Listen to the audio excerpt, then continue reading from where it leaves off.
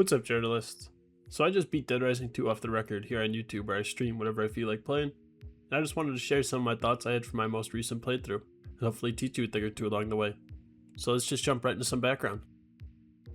Dead Rising 2 off the record was developed by Blue Castle Games, who later would be turned into Capcom Vancouver, and published by Capcom in October of 2011. This was just a year after Dead Rising 2, and it was released for $40, while Dead Rising 2 proper released for $60. Off the Record is a non-canon spin-off of Dead Rising 2 that is both the director's cut of Dead Rising 2 and answers the question of how would Frank West have handled the Fortune City outbreak. We'll talk about it more in a little bit, but in addition to just swapping Frank in for Chuck, the game also has some new cutscenes, plot points, Uranus Zone, weapons, combo weapons, psychos, and it adds the photography from Dead Rising 1. Before really getting into some of my thoughts about Dead Rising off the record, I wanted to make clear some of my biases. When I was a young boy, zombies were in, which is probably a butterfly effect of the most traumatizing cutscene of all time. To better illustrate this example, listed on screen are some zombie-related media that I enjoyed before playing Dead Rising 2. So yeah, when I was growing up, zombies used to be the rage in games and movies, and I was in on that. So yeah, prejudices disclosed, let's talk more about Dead Rising 2 off the record. Right off the nail-filled bat, I have to say overall, I think Dead Rising 2 off the record is an extremely fun game for diehard Dead Rising fans and newcomers to the series, and I think it's my personal favorite of the ones I have played. However, it being a full standalone game still kind of confuses me, because when it came out, I didn't understand why it was made, because I thought, I already have Dead Rising 2, so why would I buy it again? And it confuses me today, because now it costs the same as base Dead Rising 2 on Steam, despite originally being a budget game. So yeah, its existence is a little confusing, but whatever, it's still a totally worthwhile return to Fortune City. Now let's talk about the zombies. During my playthrough at Dead Rising 2 off the record, I thought the zombies were way harder than in base Dead Rising 2. Many times throughout my playthrough I commented about how there seemed to be way more of them, they seemed to be tougher to deal with, and they grab survivors way more. And now, they're doing damage when they grab them. Now it's been a few years since I last played base Dead Rising 2, but if my memory serves me correct, the zombies in that serve more as set dressing than as actual threat. While in Off the Record, they seem to have buffed the zombies a whole lot, and they really have them in a good spot, where they're a constant threat that applies pressure, but never overbearing and overwhelming. I think my favorite part of the zombies was on this playthrough is how they changed my approach to rescuing survivors, because the higher numbers and more aggression, I noticed myself pre-planning paths and weapons and health pickups to avoid those oh shit situations in Dead Rising, which my first few sessions were full of. Now that we've talked about the zombies, let's move on to the new parts of Dead Rising 2 off the record.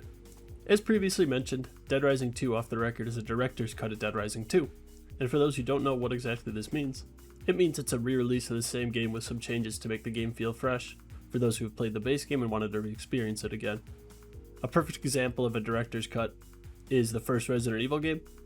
Each re-release is effectively a new director's cut, and the game itself also did actually get an outright director's cut, and as far as I know, it is the first game to have a director's cut released for it.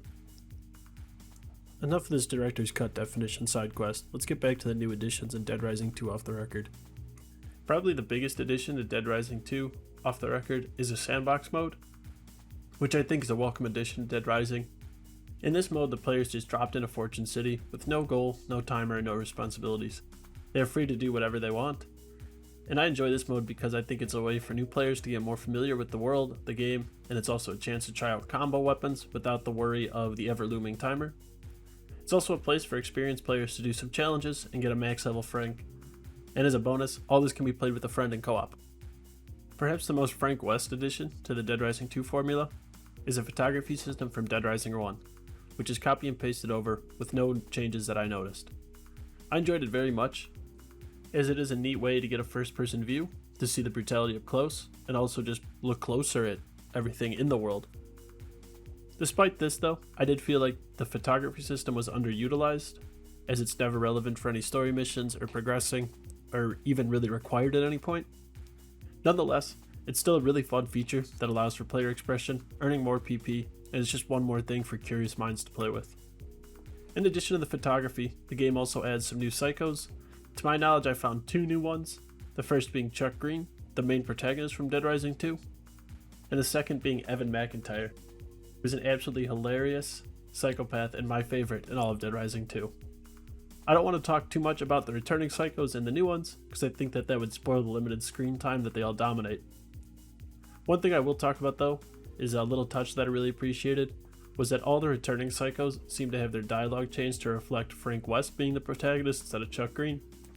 So even returning players can learn a little bit more about their favorite non-Compos Mentis people. That aside, now let's just talk about the Dead Rising 2 map and some of the additions for Off the Record. When it comes to the map in Dead Rising 2 and Dead Rising 2 Off the Record, I want to take a moment real quick just to appreciate how amazing the map of Dead Rising 2 is at baseline.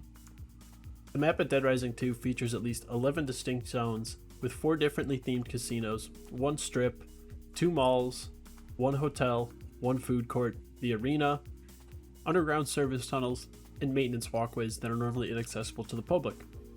Throughout all these locations you will see shops, restaurants, bars, gyms, ads, and even little kiosks, all filled with details and relevant items. The world of Dead Rising 2 sits perfectly on a threshold of really big, but not overly big and empty. In fact, I think that this world is so densely packed with realistic details, it makes it very easy to get lost and immersed in this world. While I couldn't find where this came from for this video, I swear that I read or heard somewhere that a core design principle of Dead Rising 1 was you're never more than 10 steps from something interactable, and I really thought that this completely applied to Dead Rising 2. Building off of all this talk about the attention to detail, in my opinion the best part of these places is how real they all feel. For example, each store in the game has a believable name, distinct marketing style, realistic layout, and items that are relevant to the location. There's also maintenance tunnels, rooftops, and signs posted about how to navigate it, and so many little touches throughout the map that really help tie it all together and give the impression that this entire world was created from scratch by hand. And also designed like a real world tourist location would be.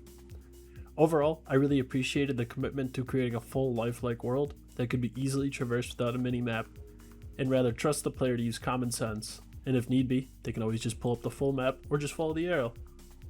This added attention to detail, as mentioned before, really helps me to be immersed and requires way less suspended disbelief.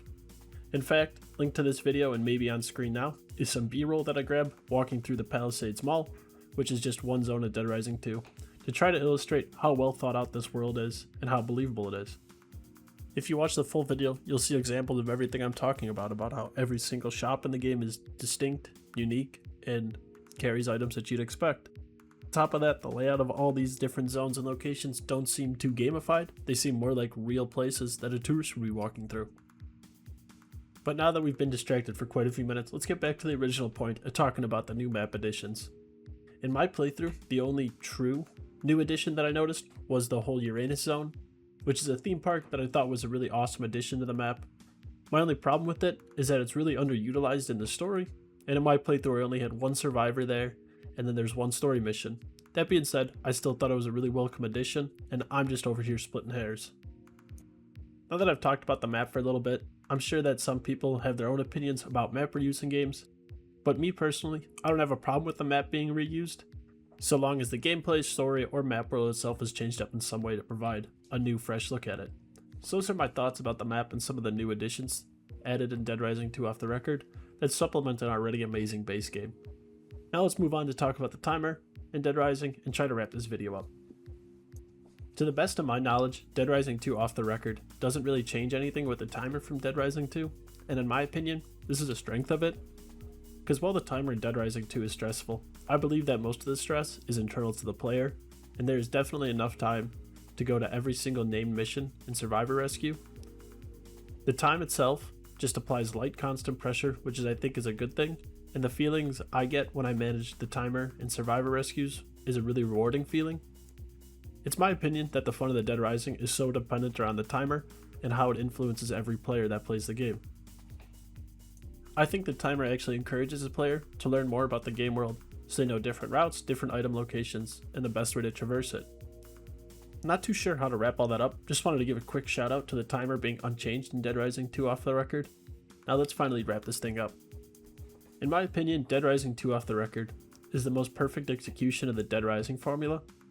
I think the map is perfectly sized and realistic, the timer influences but doesn't dictate pace of play, the story is memorable, the psychos are appropriate, the additions are welcome, and improve an already amazing base game. Here's an analogy I thought of that I think really explains how I view Dead Rising 2 off the record versus base Dead Rising 2. Imagine, if you will, a perfect, simple cheeseburger with ketchup, mustard, onion cubes, and pickles. This is Dead Rising 2. Now imagine that same burger, all well dressed though, gets additions of lettuce, tomatoes, and mayo, and this is Dead Rising 2 off the record. A perfect simple building block on top of an already perfect base game that doesn't try to reinvent anything and sticks to what it knows best. So that's all I got on Dead Rising 2, and that's a wrap on this story. If you'd like to watch my playthrough, a link to the first video should be on screen somewhere, and a link to the playlist is in the description. As always, if you stuck around to the end, thank you so much for watching and take it easy.